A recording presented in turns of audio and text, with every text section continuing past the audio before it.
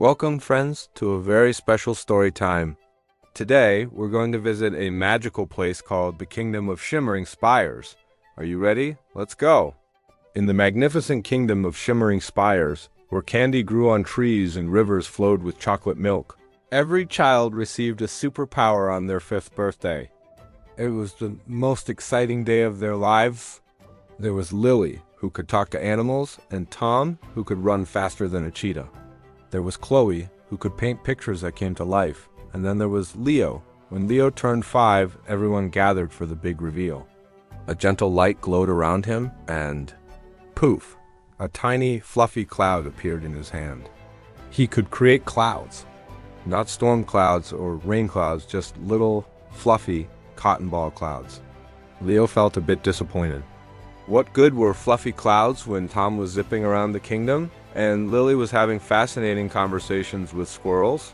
One day, the King of Shimmering Spires announced the Great Royal Challenge.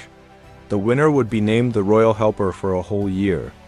The first task was to cross the Giggling Gorge, a wide canyon with a fast-flowing river at the bottom. The only way across was an old, wobbly rope bridge. Tom sped towards the bridge, thinking he could zip across in a flash. But as soon as he stepped on it, the bridge giggled and wobbled so much that he lost his balance and had to scramble back. Chloe tried next. She painted a beautiful, strong eagle and tried to fly across, but the giggling of the gorge was so distracting that her eagle wobbled in the air and flew away. The children started to worry. How would anyone get across? Leo watched from the back, holding one of his fluffy little clouds. He felt small, and his power felt useless. He remembered what his grandma always told him, a special verse that said, "Be strong and courageous. Do not be afraid. For the Lord your God will be with you wherever you go." Taking a deep breath, Leo had an idea. It was a silly idea, but it was all he had. He started making clouds. One fluffy cloud, then another, and another. He tossed them into the Giggling Gorge. To his surprise, instead of floating away, the clouds started sticking together. He made more and more, faster and faster, until a soft, bouncy bridge of clouds stretched all the way across the canyon. The other children gasped. Carefully, Leo stepped onto his cloud bridge. It was soft and stable. He walked across, and then waved for the others to follow. One by one, they all crossed the Giggling Gorge safely on Leo's fluffy cloud bridge. They cheered for him, and for the first time, Leo felt his power wasn't so small after all. The next challenge was to find the Whispering Flower, which grew at the top of Mount Echo. The flower was said to hold the kingdom's greatest secret. The children raced up the mountain, each wanting to be the first to find it. Tom, with his super speed, was far ahead. He reached a fork in the path. One way looked easy, the other steep and rocky.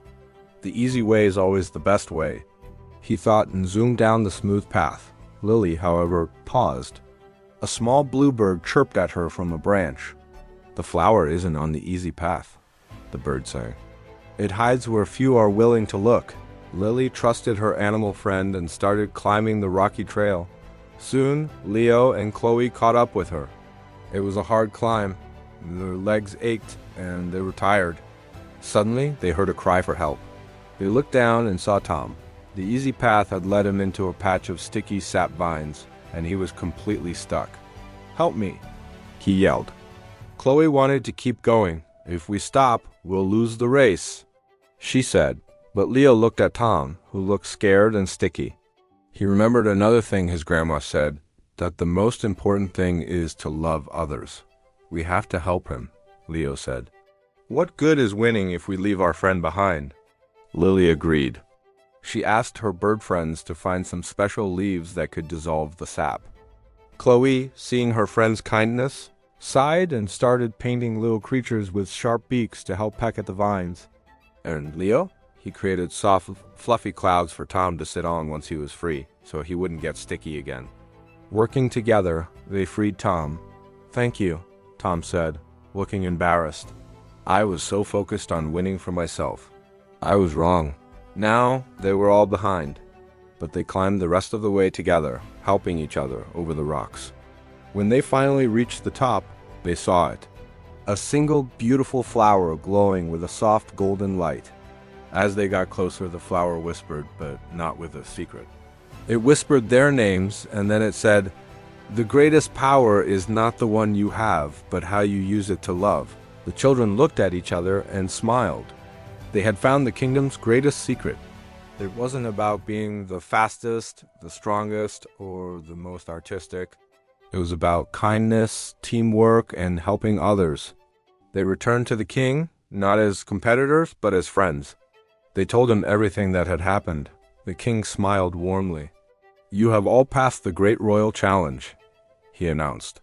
"You have learned that your powers, your special gifts from God, are meant to be used for good.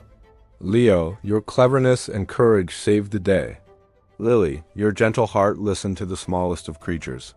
And Chloe and Tom, you learned that helping a friend is more important than any prize. You will all be my royal helpers, because you have shown the true power of love."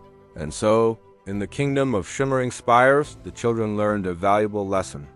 It doesn't matter what our gifts are, whether we're good at running or drawing or even just making fluffy clouds. What matters is that we use those gifts with a loving heart to help others and to do what is right. Just like you, each of you has special gifts. Think about what they are. Are you a good friend? A kind helper? Or a creative thinker? Whatever your power is, use it to spread love and light in the world. Thank you so much for listening. I hope you enjoyed our adventure in the kingdom of shimmering spires. Don't forget to like and subscribe for more stories. See you next time. Bye-bye.